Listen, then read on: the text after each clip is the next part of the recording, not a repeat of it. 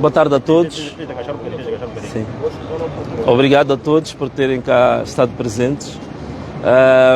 Nós solicitamos aqui a imprensa que era para dar a conhecer a submissão do anteprojeto da revisão pontual da Constituição da República relativamente à questão da bandeira nacional. E como vocês estão conscientes, nós promovemos praticamente nos últimos 10 meses uma auscultação muito aprofundada sobre a questão de um dos símbolos nacionais, que é a bandeira nacional. E tivemos uma semana do inquérito que nós promovemos nas redes sociais e que tivemos como resultado 78 mil votos e cerca de 137 mil comentários que estão a ser estudados de diversos estratos da população relativamente às cerca de 5 mil bandeiras que foram propostas de diversos designers nacionais e estrangeiros, incluindo designers na diáspora. Destas 5 mil bandeiras foram selecionadas dentro dos 14 critérios básicos, 144 bandeiras, e das 144 bandeiras chegaram à final 3 bandeiras, das quais uma delas eu anunciei muito recentemente numa live, a bandeira vencedora, e que o vencedor vai granjear o prémio já anunciado de cerca de 5 mil dólares, 300 mil meticais. Para operacionalizar, para que isto não seja apenas um concurso mediático, virtual e digital, tivemos que submeter ao órgão que tem competência para tratar de assuntos relativamente à revisão da Constituição. Então hoje nós submetemos às entidades que têm iniciativa legal. Quais são? As bancadas parlamentares, com conhecimento naturalmente da Presidente da Assembleia da República e da Primeira Comissão e Terceira Comissões, que são comissões especializadas na matéria que a gente faz a proposta.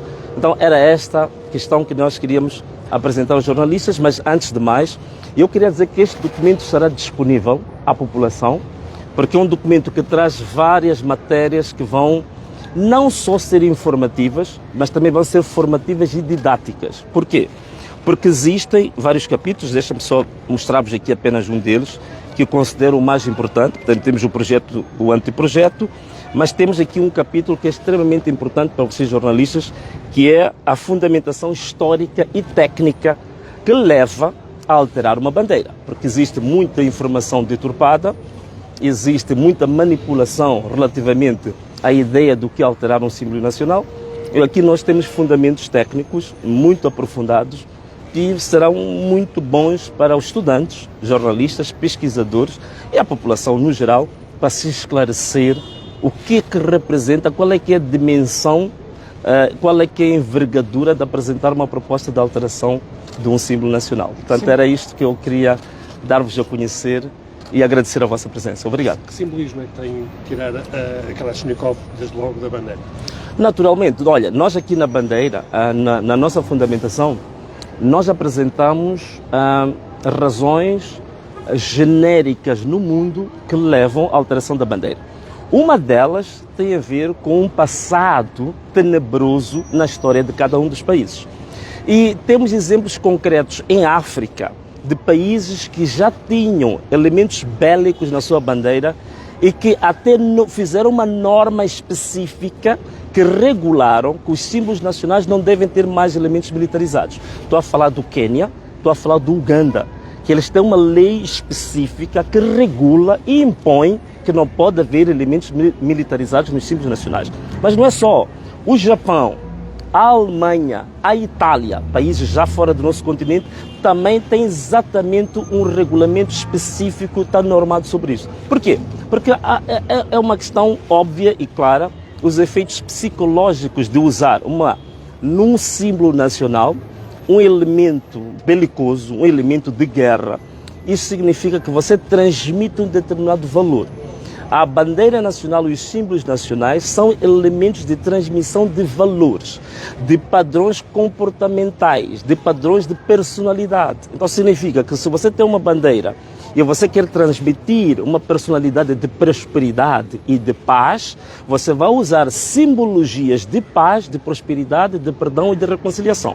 Se você quer transmitir uma personalidade de guerra, bélica, criminosa, você vai colocar elementos conducentes a esse tipo de personalidade que você quer transmitir. Então, é exatamente isto. Muita gente não percebe. Quando a gente fala de símbolos nacionais, nós estamos a falar de uma visão de sociedade que nós pretendemos simplificar nos símbolos. Se eu olho para o símbolo de uma bandeira de um determinado país, eu posso fazer a interpretação da psicologia social daquele país. Então, esta que é a grande questão. Portanto, se nós somos o único país do mundo que tem uma arma moderna na sua bandeira, a interpretação psicossocial que se faz é que nós temos um modelo de sociedade que passa pela violência, um modelo de sociedade que passa por derramar sangue, temos um modelo de sociedade que passa pelo crime. Talvez seja por estas razões que Moçambique agora está com índices vertiginosos de raptos, de sequestros, tráfico de mulheres, prostituição infantil, tráfico de órgãos e crimes hediondos que chocam todo mundo o nível de criminalidade que nós temos em Moçambique. Então, muito provavelmente, mas isso vamos deixar para os psicólogos, sociólogos fazerem, é verdade que nós neste documento também temos muitos elementos psicológicos que motivam a alteração da bandeira, portanto podem estudar isso, mas em termos muito sintéticos, respondendo diretamente à sua pergunta, é a arma tanto na bandeira, mas também não está só na bandeira, está também no emblema do país, de Moçambique. Neste momento nós não tocamos no emblema, não tocamos no hino nacional, tocamos apenas num dos símbolos, mas que realmente toda a sociedade deve refletir. Mas quero, se me permitir, acrescentar uma coisa. Não é só um problema meramente político. Nós vimos determinadas pessoas a fazerem comentários que estamos à procura de protagonismo político, estamos à procura de estar na ribalta, queremos aparecer... Não, não é só isso. É que a Constituição da República, ela impõe como dever das instituições e dos cidadãos contribuir com todas as suas energias, com todas as suas capacidades para manter um ambiente de ordem, de cultura cívica, política, de reconciliação e de bom convívio. E nós entendendo que existe um elemento que é contrário a uma personalidade, a uma criação de ambiente de concórdia, de paz, era nossa obrigação, volto aqui a dizer, era nossa obrigação como partido político fazer alguma coisa que fosse conducente para que esse ambiente de concórdia, de paz, de reconciliação fosse mantido no país. Portanto, o que nós fizemos não é mais nem menos do que obrigação de qualquer instituição política ou cidadão em benefício da sociedade. E qual é a expectativa em relação à resposta que poderá advir após esta apresentação à Assembleia da República? Olha, nós estamos realmente muito otimistas. Como vocês sabem, a nossa Constituição da República e também o regimento da Assembleia da República limita ou restringe as entidades que têm iniciativa de lei. Então, foi a essas entidades que nós estamos a recorrer, como se fossem nossos mandatários, para que essa proposta chegue ao plenário da Assembleia da República. Estamos otimistas por quê? Estamos otimistas porque as razões que fundamentam a proposta são razões que estão suprapartidárias. São razões que não têm nada a ver com interesses particulares e interesses partidários de quem quer que seja. São elementos essenciais que vão alavancar a imagem de Moçambique além fronteira. Você sabe, neste momento, há uma ideia de que somos catalogados como um país de violência por causa da nossa bandeira, portanto vai catapultar uma boa imagem de Moçambique além fronteiras e também vai começar a, em certa medida, inspirar que as famílias moçambicanas, que as instituições moçambicanas, os cidadãos moçambicanos comecem também a refletir que tipo de sociedade é que nós temos de ser amanhã. Portanto, este símbolo, essa nova bandeira que nós apresentamos, que na verdade o vencedor, vou aqui mostrar-vos, o vencedor não se distanciou tanto de alguns elementos da bandeira anterior. Na verdade, conforme vocês veem, é uma bandeira que traz elementos muito interessantes. Portanto, se formos a ver, ela tem aqui centralizado neste triângulo, tu tens aqui o livro, e há quem perguntou, mas por que tiraram a enxada, por que tiraram a arma? A arma já expliquei por que tiramos. A enxada por uma razão muito simples, é que a enxada hoje em dia, nos tempos modernos, a visão da política agrária já não passa pela enxada. Hoje, a tecnologia agrária é muito avançada. Se nós estamos a falar de alimentar uma nação, a ideia hoje tem que passar pelas tecnologias aplicadas à política agrária do país. Se você tem conhecimento, se você tem um livro, significa que você tem acesso hoje à tecnologia mais adequada para uma agricultura para os tempos modernos.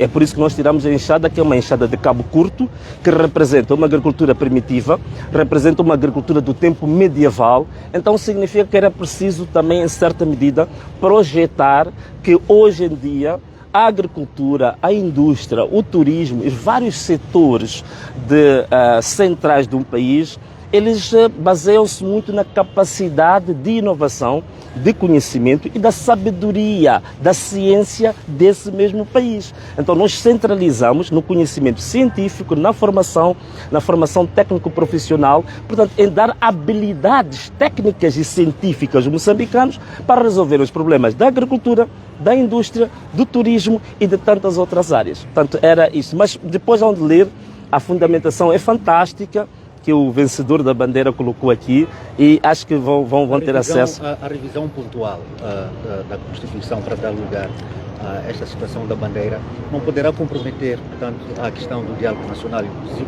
já que há uma previsão. Sim, uma bela pergunta. Uma bela pergunta, é muito pertinente. O que acontece é o seguinte: a COTE estabeleceu determinados termos de referência que vão ao diálogo. Nos termos de referência da COTE para o diálogo não tinham absolutamente nenhum ponto relativo aos símbolos nacionais. Então significa que a nossa proposta, primeiro, não está em conflito com a COTE, porque não foi de forma nenhuma sobrepor-se aos termos de referência da COTE, é uma matéria totalmente independente, autônoma, mas que no fundo, se a Assembleia da República, os partidos que têm assento parlamentar estiverem de acordo com ela, naturalmente, quando se for a fazer a revisão da Constituição, pode ser uma matéria acrescida para que a gente não tenha revisões cíclicas e múltiplas da Constituição. Então, não entra em conflito com o diálogo, é uma matéria diversa, autônoma e totalmente independente. Caso a proposta não seja aceita, qual será o próximo passo a ser dado pelo partido Anamola? Ou pelo menos seja dificultada a aceitação da mesma bandeira? Não, os outros passos são estratégicos, né? Mas posso dizer em linhas gerais que o papel que cabia ao partido Anamola, que cabia aos membros do partido Anamola, era exatamente fazer aquilo que a lei nos permite, que é fazer a proposta. Como tu sabes, a discussão sobre os símbolos nacionais é muito antiga, não é de hoje. Ainda partilhamos na nossa última live um anúncio de recolha de propostas para discutir os símbolos nacionais pela Assembleia da República em 2005. Significa que há 20 anos que esta casa foi convidada a discutir a questão dos símbolos nacionais.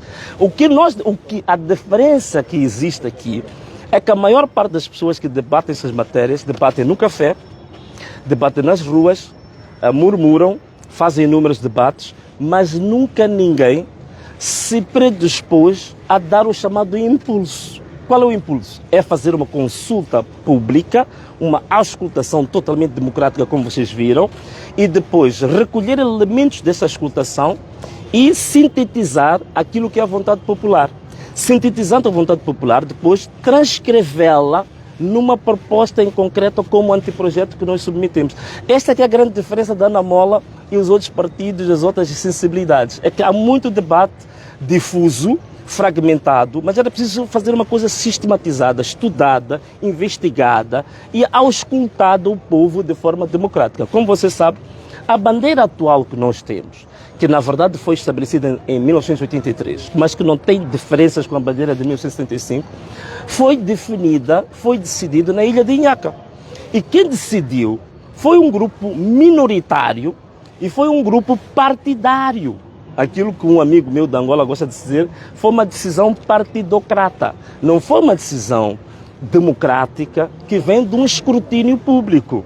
Portanto, significa que a própria bandeira que nós temos hoje é uma bandeira resultante de um processo de exclusão política, de exclusão social, de um processo profundamente antidemocrático. E mais grave ainda, esse era antidemocrático, mas proveniente de uma visão univolar sobre o país, porque foi um partido político no seio da imensidão de outros partidos que decidiu para todos os moçambicanos. Então, de fato, nós achamos que era importante também contribuir para uma visão mais democrática, de um método um pouco mais de escrutínio aberto e entender que as pessoas têm o direito de expressar a sua própria vontade e nós temos que respeitar como políticos, como jornalistas, como pessoas que somos chamados opinion makers, nós temos que ouvir e acatar a vontade do povo. Sim. Então, essa bandeira, na verdade, ela é o resultado exatamente da vontade popular. Deixa eu ver como é que a gente faz isto. Isto é assim, acho que é assim, tá certo. Então, para quem puder tirar uma fotografia... Há quem desconfie que essa substituição tem que virar? Por um livro seja essencialmente uma espécie de um atropelo à laicidade do Estado, porque o livro é muitas vezes conotado... Não, acho que é o contrário, querida. O livro é muitas vezes conotado como uma Bíblia, então há quem desconfie que a substituição da Enxada de Cabo Curto por um livro, este livro possa ter uma conotação de cunho religioso, apontando exatamente como uma Bíblia. Não, a palavra Bíblia é uma palavra grega que quer dizer livros. Então, quando a gente fala da Bíblia, na verdade, não estamos a falar de um livro que representa uma determinada fé concreta de um grupo. Estamos a falar de uma multiplicidade de livros que foram congregados numa coletânea.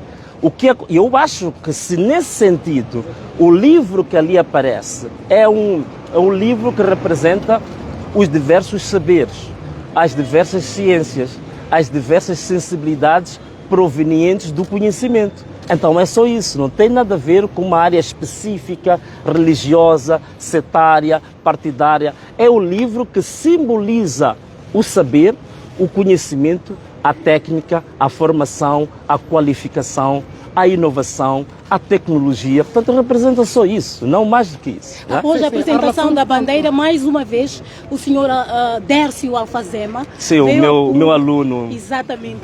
Veio a público e deixou claro que se trata de uma violação à Constituição, uma vez que fora apresentada antes mesmo de se ter aceitação por parte desta instituição. Não, eu acho que ele precisa voltar a ler a Constituição da República, né?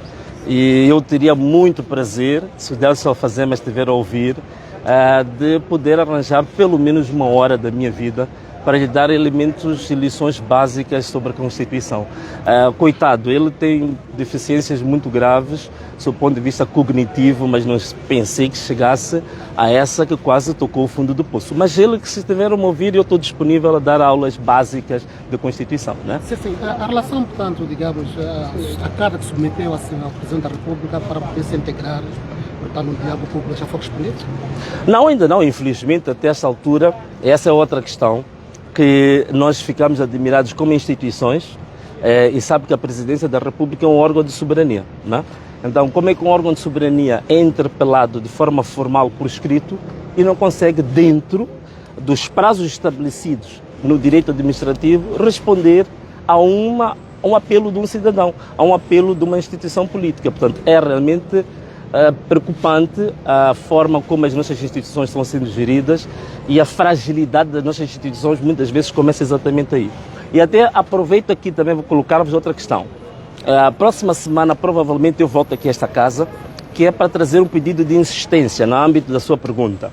Nós submetemos a esta casa uma revisão pontual da lei da maioridade civil, que era para reduzir a maioridade civil em Moçambique, que está em 21 anos, para 18 anos de idade.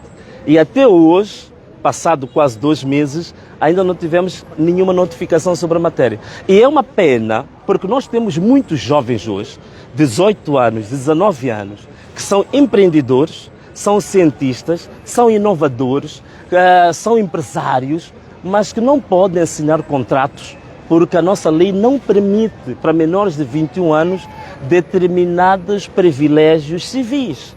E isto é grave. Nós hoje temos jovens de 18 anos muito mais inovadores, muito mais qualificados que pessoas de 50 anos. Então, há uma fasquia de jovens dos 18 aos 21 anos, que é uma grande percentagem da população moçambicana, que está sendo impedida de mostrar o seu empreendedorismo, de mostrar a sua capacidade de inovar, de criar empresas, de fazer o país crescer, de gerar emprego, porque esta mesma casa não quer fazer aquilo que todos os países da região já fizeram. Hoje em dia, aqui ao nível da África Austral, o único país que a maioridade civil é 21 anos é Moçambique. Todos os outros países já mudaram para 18 anos. No mundo todo hoje já se mudou. Então, um país que precisa desenvolver, um país que precisa de usar a força dos jovens para multiplicar o desenvolvimento do país, não se pode dar ao luxo de impedir... Não pode dar-se ao luxo de impedir que esta fasquia da juventude possa desenvolver negócios, criar empresas, inovar. Eu acho que nós temos que ir embora. Sim, engenheiro Venâncio Molhado, eu não poderia deixar de fazer essa questão que tem a ver com os cartões de membro. Sim. Depois na auscultação que houve num passado bem recente, sim, o engenheiro Venâncio Molhado ter então esclarecido em relação aos cartões. Hoje, este mesmo povo mandou trazer-lhe um recado que é de gratidão, porque já tem os cartões na mão. Opa, muito eu, como obrigado. jornalista, gostaria de saber qual é o sentimento que carrega com essa este pergunta movimento de gratidão. Pode responder o meu secretário-geral, se puder. Desculpa, quem pode responder? O secretário-geral. Portanto, a questão central é o sentimento de gratidão do povo em relação a ter os cartões da Anamola. Portanto, quero saber a reação do partido em relação a isso, né? Exato, o secretário-geral pode... Muito obrigado, Presidente. Olha, a Anamola... Ela pedir uma foto para a Lusa. Que? Ela pedir uma foto da bandeira.